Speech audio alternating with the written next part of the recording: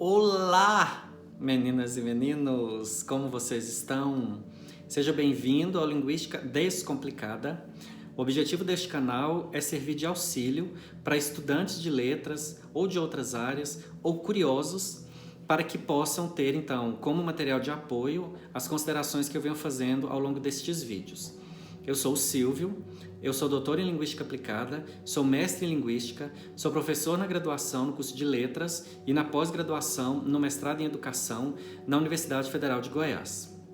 Eu peço que você se inscreva no canal, caso você não seja inscrito, acione as notificações para que você possa receber indicativo todas as vezes que eu colocar algum vídeo novo.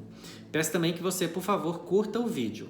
O curtir é importante para que o YouTube entenda que o conteúdo é relevante e possa torná-lo disponível para outras pessoas. Se você achar que é relevante também a temática, compartilhe com seus amigos e colegas para que eles também possam ter acesso a este material. Nós vamos continuar, então, acredito que este é o último vídeo desta primeira parte, da parte introdutória. Na sequência, nós já deveremos entrar no primeiro teórico, que é o SOCIR, e a gente vai continuar hoje. Eu vou retomar uma das questões que eu já abordei lá atrás e encaminhar, aprofundar mais nessas considerações de hoje. Eu falei para você, há uns 2 vídeos atrás, a respeito da questão de que, no caso da linguagem humana, nós temos a possibilidade de construir uma infinitude de orações.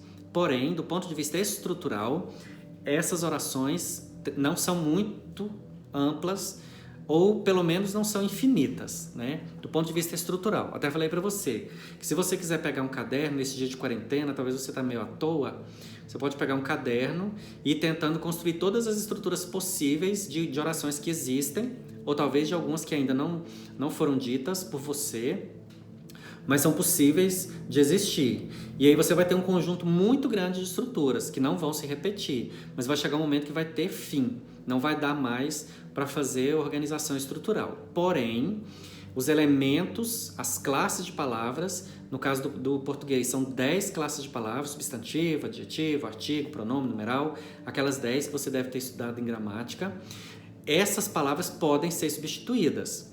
Não todas, mas algumas das classes de palavras que constituem o português têm uma quantidade de elementos com um número absurdamente grande. Eu diria que até infinito. Quando você tem dentro daquelas 10 classes de palavras, você vai ter um conjunto de palavras, de classes de palavras, que vai pertencer a um agrupamento que não permitirá novo acréscimo de elementos, ou seja, nunca mais vai aparecer uma nova palavra integrante daquele agrupamento, daquela classe de palavra. E você vai ter um outro agrupamento com classes de palavras que comportam, que aceitam, que terão novos integrantes, ou seja, novas palavras que vão fazer com que aquelas classes enriqueçam, aumentem, ampliem. Isso faz com que a língua vá evoluindo e vá trazendo para si novos integrantes. Eu falei para você também que esse aspecto estrutural da língua ser finito, ou seja, a quantidade de estruturas gramaticais existentes tem fim. Isso é uma grande estratégia da natureza, porque nós não teríamos memória cerebral suficiente se todas as vezes que nós fôssemos construir orações oralmente ou por escrito, nós tivéssemos que criar uma nova estrutura. A gente não daria conta, o nosso cérebro não daria conta, porque seria uma atividade muito desgastante e grandiosa demais para ele. Então, a natureza foi gentil conosco, a língua foi gentil, eu digo que a língua é uma fofa para conosco, porque ela sintetizou. Claro que o número de possibilidades é grande, mas tem fim. E isso facilita a nossa memória cerebral. A outra vantagem, o outro benefício, é que das 10 classes de palavras existentes, algumas não permitirão novos elementos. E aquelas que permitem novos elementos é em número muito pequeno. Então, o que significa? Que você não vai ficar gastando muita memória para continuar inserindo elementos novos nessas classes de palavras que permitem a inserção de novos elementos. Olha que fofura que a língua fez conosco. Porque se todas as 10 classes pudessem, todas as 10, comportar novos elementos a todo momento, a gente também não daria conta, não teria memória para isso. Do ponto de vista sintático, eu já falei isso com você também pode observar que não é difícil perceber a finitude das possibilidades do ponto de vista sintático, porque você tem um período simples e um período composto. No período simples, você tem 11 funções sintáticas. No período composto, você tem as orações coordenadas, que podem ser sindéticas e assindéticas, e as orações subordinadas, que podem ser adverbiais, adjetivas ou substantivas. E aí, dentro das adverbiais, você tem um conjunto X, das adjetivas outro conjunto, das substantivas outro conjunto, mas tudo tem fim. Então perceba que é tudo estratégico para que nós tenhamos a possibilidade de guardar isso na memória, no cérebro, na memória cerebral, para ir construindo as orações que nós temos necessidade no dia a dia da interação. Bom, que nome que a gente dá então para as classes de palavras que pertencem ao agrupamento, no qual nunca mais haverá novo ingresso de palavras, e que nome que a gente dá para o agrupamento das palavras que permitem, as classes de palavras que permitem novas inserções.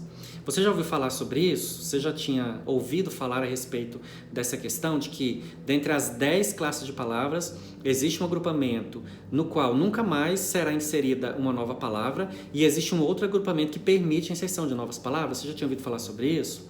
Bom, esse que não permite nova inserção é chamado de sistema fechado. Esse que permite nova inserção é chamado de sistema aberto. Então, perceba que aparece a palavra sistema, eu já falei sobre ela aqui, ela vai voltar muito forte, vai estar muito presente lá nas considerações teóricas do Saussure, porque ele usava a palavra sistema, ele não usava a palavra estrutura. Os que vieram pós-Saussure é que começaram a usar o termo estrutura, mas o Saussure usava o termo sistema. Então, sistema é quando você tem um conjunto de elementos, qualquer sistema, tá? Um conjunto de elementos que trabalham entre si, independente da nossa vontade, para fazer o próprio sistema funcionar. A língua funciona assim. Ela tem um conjunto de elementos fonético-fonológicos, morfológicos, sintáticos, semânticos, textuais, discursivos, que faz com que ela funcione independente da nossa vontade, a gente não tem controle sobre isso, e faz com que o sistema todo seja organizado. Então eu tenho o sistema aberto e o sistema fechado. Os sistemas de comunicação animal são totalmente fechados. A linguagem humana é aberta, porque tem essa parte que permite a inserção de novos elementos. Então, aquela dança das abelhas, a dança para indicar a direção, nunca vai significar outra coisa além daquilo. E, no caso da nossa linguagem humana, como eu já falei para você, existe uma possibilidade de variar a significação, mesmo que seja a mesma estrutura, com as mesmas palavras. Lembra daquele exemplo que eu dei, a porta está aberta.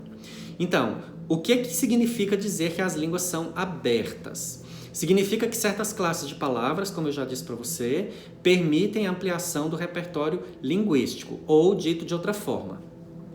Dentre as 10 classes de palavras que constituem a morfologia do português, algumas são chamadas de abertas ou pertencentes ao sistema aberto, porque novas palavras podem ser inseridas dentro daquelas classes. E outras vão ser chamadas de fechadas, sistema fechado, porque nunca mais aparecerão novas palavras para constituírem o conjunto de elementos linguísticos daquelas classes de palavras. E quais que são as que podem ser integradas ao sistema aberto? São 3. Então eu tenho 3 classes de palavras que podem ser integradas ao sistema aberto e 7 classes de palavras que serão integradas ao sistema fechado. E aí, mais uma vez, é uma estratégia muito, muito benéfica da natureza. A língua, como eu disse, é uma fofa. Se você tem 10 classes de palavras e apenas 3 permitem a inserção de novos termos, isso facilita muito para nós, porque economiza a nossa memória. As outras 7, ou seja, 70%, a maioria absoluta, nas outras 7 classes de palavras, jamais haverá a inserção de novos elementos. Essas 3 do sistema aberto são o substantivo, o adjetivo e o verbo. Então, a todo momento podem aparecer novos substantivos, a todo momento podem aparecer novos verbos e novos adjetivos. Você lembra o que é substantivo? Substantivo é a classe de palavras que dá nome aos seres. Então, vou dar um exemplo simples para você entender por que o substantivo pertence ao sistema aberto. A gente está vivendo aí essa fase de pandemia, quando a indústria farmacêutica, os pesquisadores médicos descobrirem, por exemplo, uma vacina para combater o vírus, essa vacina vai receber um nome. Esse nome não existe até então, porque para patentear, para ser patenteado, para ser validado e para poder entrar como um elemento comercializável, é preciso que tenha um nome que não é um nome que já existe. Então vai ser um novo nome que até então não existe. Então, olha como vai aparecer uma palavra nova que ainda não existe, um substantivo novo que ainda não existe. O mesmo acontece com o verbo. Então, vou dar um outro exemplo simples, mas para você entender a lógica do verbo pertencer ao sistema aberto. Quando eu pego o fio dental e passo entre os dentes para tirar resíduo, ou melhor, desculpe, eu comecei de trás para frente. Quando eu pego o palito e passo entre os dentes para tirar resíduo, a esse ato, a essa atitude, a essa ação, dá-se o nome de palitar. Então, eu vou palitar os dentes. Se eu pegar o fio dental e fizer a mesma ação, a mesma atitude de passar o fio dental entre os dentes, eu posso dizer que a essa ação, a essa atitude, eu vou dar o nome de fio dentalar. Então, eu posso até conjugar. Eu fio dentalo, tu fio dentalas, ele fio dentala. Ou então, eu fio dentalarei, tu fio dentalarás, ele fio dentalará. Ou então, fazer no subjuntivo. Quando eu fio dentalar, quando tu fio dentalares, quando ele fio dentalar. Ou então, no pretérito mais que perfeito. Eu fio dentalava, tu fio dentalavas, ele fio dentalava e assim sucessivamente. Então perceba que por mais absurdo que pareça, mas eu posso fazer isso. Agora, eu não posso, fazendo gancho já com o sistema fechado. Nunca mais vai aparecer um novo artigo, nunca mais vai aparecer uma nova preposição, nunca mais vai aparecer uma nova conjunção, nunca mais vai aparecer um novo pronome e assim sucessivamente. Por quê? Porque essas classes de palavras pertencem ao sistema fechado. E aí, mais uma vez, é uma excelente estratégia para que nós economizemos memória. Então, do ponto de vista fonético-fonológico, do ponto de vista sintático, até mesmo do ponto de vista semântico, tem uma limitação muito maior do ponto de vista estrutural do que dentro do aspecto morfológico. Porém, dentro do aspecto morfológico, eu tenho 3 classes de palavras que permitem inserção de novos elementos, e isso é absurdamente necessário porque isso vai constituir o dinamismo da língua e vai constituir também a evolução da língua. Mas eu tenho 7 que não permitem a inserção de novos elementos, o que vai garantir economia de memória. Então, substantivo, porque sempre vai aparecer um novo nome, o verbo, porque eu posso verbalizar, eu posso transformar em ação muita coisa, e você pode pensar aí que outros exemplos você poderia atribuir. Eu dei o exemplo de passar o fio dental como fio dentalar. O que você acha que você poderia transformar em verbo? Escreve lá nos comentários para mim. Eu gostaria de saber até onde vai sua criatividade linguística e que outros verbos você poderia criar e que até então não existem, né? Mas que são possíveis de verbalizar porque podem indicar ação, fenômeno, estado, que são as atribuições que são dadas ao verbo. E por fim o adjetivo, que é o qualificador. O adjetivo é um grande parceiro de substantivo. Eu comentei com você que se você pegar um dicionário e for fazer o levantamento de quais classes de palavras, quantas palavras existem em cada uma das 10 classes, a maioria absoluta vai ser de substantivo seguido de adjetivo. Eles dois formam um parzinho, uma duplinha, um casamento muito feliz, porque o nosso cérebro não entende, ele não consegue captar o que não é visualizável. O substantivo, a maioria deles, constitui de possibilidades visualizáveis, exceto substantivos abstratos. Quando você acopla o adjetivo ao substantivo, qualificando esse substantivo, esse nome, fica muito mais visualizável, fica muito mais concreto, fica muito mais fácil para o cérebro criar essa visualização, e é isso que faz o cérebro conseguir absorver as mensagens que são passadas. Então, mais uma estratégia da natureza e mais uma fofura da língua, né? A maior parte das palavras é de substantivo e então é mais um benefício para que a gente possa construir entendimento, mas de modo mais ágil e de modo mais rápido. Mas aí tem os adjetivos, que são os qualificadores. Você pode atribuir qualidades para alguém. Então, por exemplo, já rolou um meme aí na internet de que algumas pessoas são assim tão magníficas, tão extraordinárias, tão estupendas, que elas poderiam até ser chamadas de livros, por exemplo. Tem um meme que rola aí que é mais ou menos assim, eu não lembro exatamente agora como que é, mas você deve ter visto, associando livros a pessoas, como a pessoa receber um qualificador positivo que é atribuído a livro. Então, livro não é uma qualidade. Livro é um substantivo concreto. É uma coisa que existe, que é visível, que é tocável, inclusive. Mas eu posso transformar isso numa qualidade. Eu posso dizer que alguém tem uma qualidade de ser um livro. Porque posso atribuir à pessoa algumas qualidades que eu atribuo ao livro enquanto objeto concreto. Ele é um objeto concreto, mas eu posso atribuir a ele qualidades. E aí eu posso pegar isso que é atribuído ao livro e atribuir à pessoa, mas categorizando a pessoa como sendo um livro de tanta sabedoria, tanto benefício, tantas mensagens positivas que a pessoa traz. Então, eu posso criar um nome que não existe, eu posso verbalizar alguma coisa que até então não foi verbalizada e eu posso qualificar X ou Y ou dar a X e Y uma qualidade de uma coisa que até então não era possível de ser qualificada. Então, e isso eu não posso fazer com outras classes de palavras. Então, eu não posso transformar uma conjunção em substantivo, por exemplo. A menos que seja numa frase, eu posso dizer assim, o porquê é uma conjunção. Aí, nesse caso, sim. Mas fora desse contexto, não.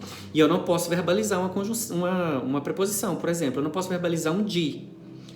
Ou um com. Eu conto, cons, ele com. Isso é impossível. Mas, dentro das possibilidades, das especificidades que as 3 classes de palavras do sistema aberto trazem, eu posso criar um novo substantivo, um novo adjetivo e um novo verbo.